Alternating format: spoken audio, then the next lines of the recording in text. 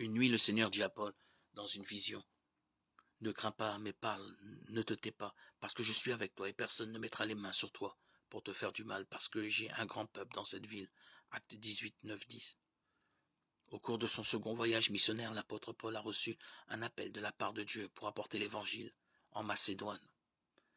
Acte 16, 9. Ce travail était accompagné de la bénédiction du Saint-Esprit, dès lors que Paul et ses compagnons d'œuvre ont fait de cette région le point de départ de la mission évangélique en Europe continentale. Paul arrive maintenant dans la ville de Corinthe. Il vient de quitter Athènes, où ses efforts semblent avoir porté peu de fruits. Les Athéniens, intellectuels et philosophes, ont considéré l'apôtre comme un discoureur, et ils se sont moqués de lui en entendant parler de la résurrection. Cependant, quelques-uns ont cru. Actes 17, 18, 32, 34. Alors que Paul commence son activité à Corinthe, le Seigneur lui parle dans une vision. Quel réconfort précieux pour l'apôtre préoccupé.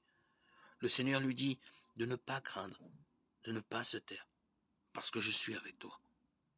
De plus, pour engager son serviteur à ne pas avoir de crainte, le Seigneur lui donne un encouragement tout à fait surprenant et remarquable. J'ai un grand peuple dans cette ville.